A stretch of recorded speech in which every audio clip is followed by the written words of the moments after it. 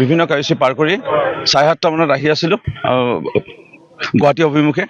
অহাকালি আমাৰ বিশেষ এখন সভা আছে আৰু পৰহি দিনাখন মাননীয় মুখ্যমন্ত্ৰী ডক্টৰ হিমন্ত বিশ্ব শৰ্মা ডাঙৰীয়াই সাংসদ বিধায়ক আৰু মন্ত্ৰীৰ লগতে জিলা আমাৰ বিজেপি সভাপতিসকলে এটা বিশেষ সভা দিছে। সেই সভাত আমি অংশগ্ৰহণ কৰিবলৈ মই গুৱাহাটীলৈ গৈ আছিলোঁ। হঠাৎ এই কুৰাবাৰী নামৰ যি জেগা যি বছৰবাৰী চাহ বাগানৰ এইখিনিতে এজন সফল ডেকা যুৱক বাওঁহাতে দেখিছোঁ ইটা চপৰা এটা লৈ আছে। মোৰ সপোনতো ভবা নাই যে ইটা চপৰাটো আমালৈ বুলি লক্ষ্য লৈ পেলাব বুলি। ওচৰ পোৱাৰ লগে লগে একদম ড্ৰাইভিং ছিটৰ পিনে মই ড্ৰাইভিং কৰি আছিলোঁ, মোৰ পিনে পেলাইছিল আৰু গোটেই গ্লাছ ভাঙি পৰিছে, চলাব পৰা অৱস্থা এতিয়া নাই।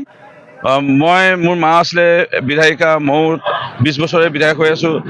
এই দৈনিক অহা যোৱা গুৱাহাটী, যোৰহাট, মৰিয়নি এনে ঘটনা কেতিয়াও পোৱা নাছিলোঁ, সন্মুখীন ৰাষ্ট্ৰীয় ঘাইপথত হোৱা নাছিলোঁ। পোনপ্ৰথমবাৰৰ বাবে দেখা পালোঁ যে বছৰবাৰী বাগানৰ ওচৰত কুৰাবাৰী নামৰ এই জেগাটোত এটা পাথৰ মাৰি পেলাই ইটা চপৰা ডাঙৰ ইটা চপৰা মাৰি পেলাই তাত যুৱকে আমাৰ গ্লাছ ভাঙি দিয়ে। এইটো কি লক্ষ্য, কি উদ্দেশ্য, কেলৈ ভাঙিলে নাজানো।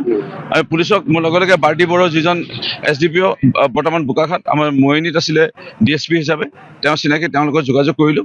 তেওঁ আহিছে আৰু OC তেওঁলোকে বিচাৰ কৰিছে। মই স্থানীয় ৰাইজক এটাই অনুৰোধ জনাম, VDP আছে যে দোষীক আপোনালোকে পাৰিলে ধৰাই দিয়ক আৰু তেওঁ ন্যূনতম শাস্তি এটা পাব লাগে যেন আৰু ভৱিষ্যতে এনে ঘটনা নহয়। আজি মই আঘাত বুলি নহয়, গ্লাছ চুলি বা চকুৰ অকণমান ক'ৰবাত সোমাইছে আৰু মোৰ শাহুমা অকণমান হাত কাটিছে আৰু মোৰ খোলালীজনী এটা মাইনা আছে, সেই মাইনা সকলো অকণমান তেওঁলোকে গ্লাছ অকণমান লাগিছে, বেলেগ একো হোৱা নাই। কিন্তু এনে ঘটনা নহওক সেইটোৱে বিচাৰোঁ। আৰু যি হৈছে, কোনোবা যদি নতুন ড্ৰাইভিং কৰা মানুহ হোৱাহেঁতেন, মানে কণ্ট্ৰল হেৰাই দিয়াহেঁতেন, সন্মুখৰ পৰা অহা গাড়ীত যদি মাৰি দিয়াহেঁতেন, ইটো গাড়ীৰ মানুহ মৰে, এইটো গাড়ীৰ মানুহ মৰে। নাজানো এইটো, কিন্তু এনেকুৱা ঘটনা হোৱা নাছিল।